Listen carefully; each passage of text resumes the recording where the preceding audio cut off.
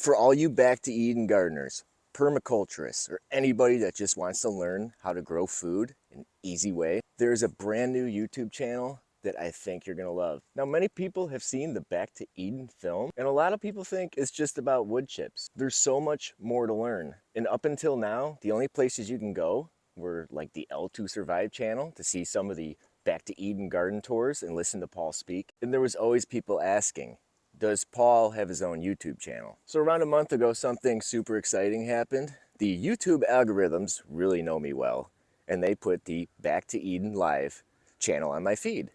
And I wondered what it was. So I took a look, and that's how I learned that Paul and Carol Gauchi actually have their own YouTube channel now. So I was beyond excited. Previously, there were a few live streams where Paul and Carol answered a lot of questions from people that were typing comments out, and those were really cool to watch. Imagine being to ask one of the most influential gardeners of all time questions in real time and get answers. Now you can do that. And since the channel is still small, it's a very personal experience. You can go in the live chats, and last time I think there was like 30 people in there. So you ask your questions, you're gonna get answers. And then a lot of other people chime in too. They also had East of Eden as a guest, which was pretty cool. When I say this, I'm not exaggerating. I believe that this channel could be the most powerful YouTube gardening channel there is. Just being able to ask questions and getting answers right away takes away from all the hard work of Google searches, trying to find videos that fit into the knowledge you're trying to find. And you're getting this information from somebody that has this beautiful garden plot to back up everything he talks about. The name of this channel is Back to Eden Live. I'll put a link in the description, and I urge everybody to go over there and subscribe to this channel. And after you subscribe, set alerts so you get notified when they're going live. I've jumped into a couple of these so far, and it's a really cool experience being able to talk to Paul and Carol and then see the comments from other like-minded gardeners. It's like a gardening community forum. And I think what everyone brought together in one place like that, we can learn a lot from each other. Back to Eden method in one part of the country might not work the same as in other parts. So we have people from all over in there. Here in Michigan, might not be the best way for somebody who lives in the South. The concept and the thought process is the same. And the thought process is the most important part of this. If you look at my garden as an example, it's not exactly what you think of when you think Back to Eden.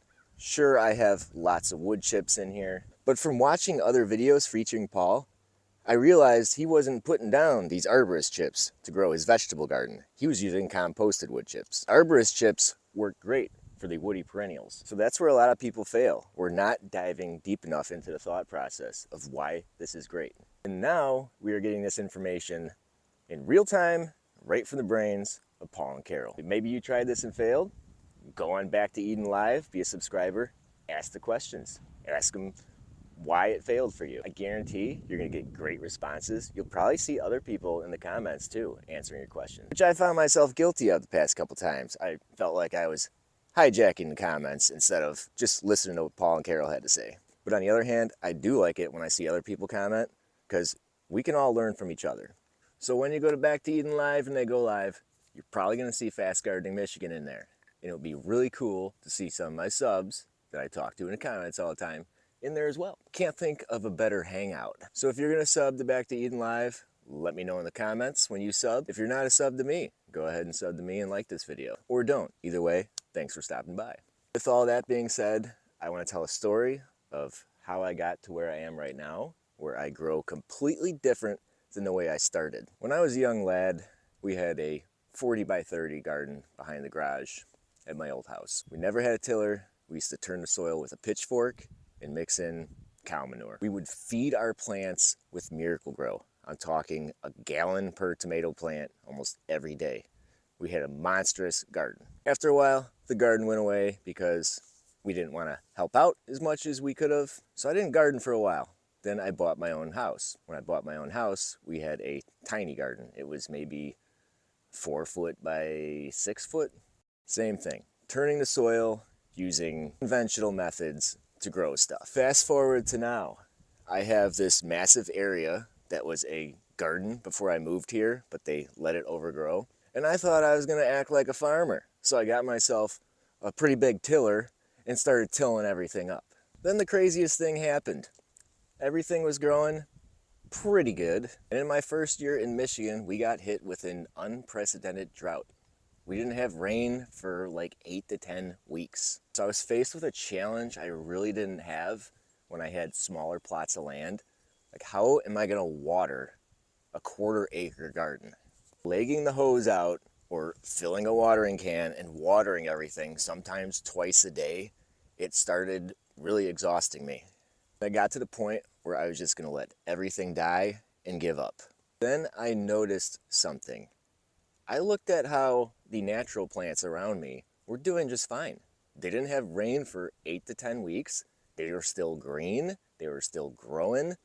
All my crops in the tilled, bare soil were dying. Then I saw the Queen's lace, or the wild carrot. Queen's lace was doing pretty good, and Queen's lace was maybe 5 feet away from my carrots, and my carrots weren't doing too good. And that's when I realized the Queen's lace is doing good because the soil is covered. The Queen's lace is growing where there's been years of weed growth coating the soil. It was a moment that made me just feel so stupid. I took some straw from the chicken coop, started covering the ground with it, cut my grass, I take the grass clippings. I just started covering the soil. Like in a prairie, when the plants die back, they cover the soil and then everything grows around them. Prairie doesn't have to till itself to be successful. Why should I have to till my garden to be successful? And why am I planting in an area that is bare soil when you can't find bare soil anywhere in nature? Once I covered the soil, I watered one more time, and that was it. I did not water anymore after that. It was like a complete 180. Everything just started growing so great. It was a huge relief. A little bit after that is where I heard about Back to Eden. There's a bunch of people talking about Back to Eden, and I know I was late to the party because this was like 3 years ago when I heard about it. So I'm like, let me watch that and see what's going on here. Listening to Paul talk in that movie, I was like, that is exactly what happened to me. We had different ways of reaching the same conclusion, but in the end, we came to the fact that just cover the soil. So I didn't think I was smart for thinking of covering the soil, but hearing someone like that and then just seeing the results for years and years of doing it, it just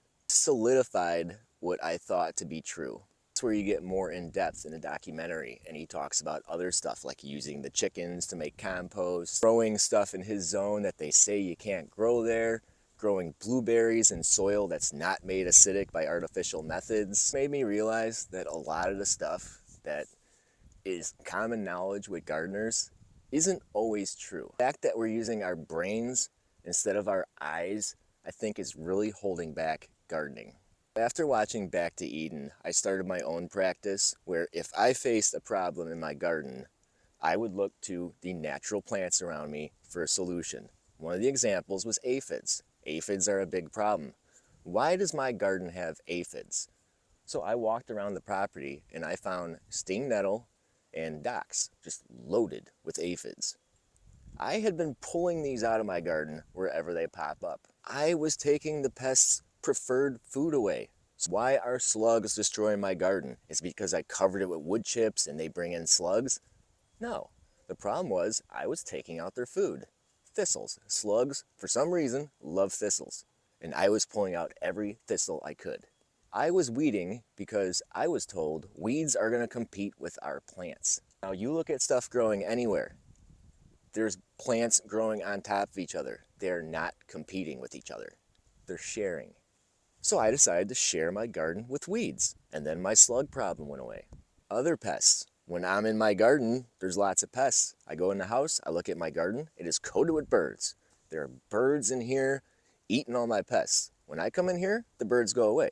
So what I learned is the more I stay out of my garden, the less pests I have, because I've set up bird houses everywhere. We got a pond in the back to attract frogs, toads. We're attracting snakes. I learned the more natural I can make this and remove myself from it, the better it does. And that observation skill is something I learned from Back to Eden and listening to Paul Gauci.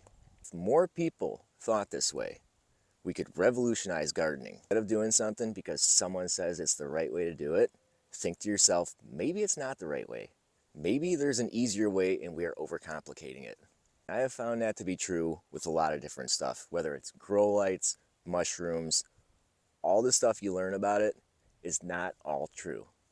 More of this and less of this. With all that being said, here's where the garden's at right now. You can see I'm putting some newer wood chips on my pathways, fixing some of the borders that are starting to rot out a little bit, trying to reclaim some of the weeds that have taken over in my flower beds. We're probably not even going to plant that this year. We're just going to put the cardboard down and try to kill off some of that nasty rhizome grass. We'll be adding a lot more tree bark, a lot more tree limbs in here is our pest management system we're going to set up here to start attracting some good guys. And look at that, the crocuses already blooming.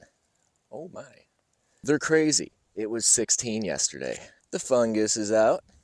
Even all this old growth, we're just going to leave it here and plant around it, just like nature does it.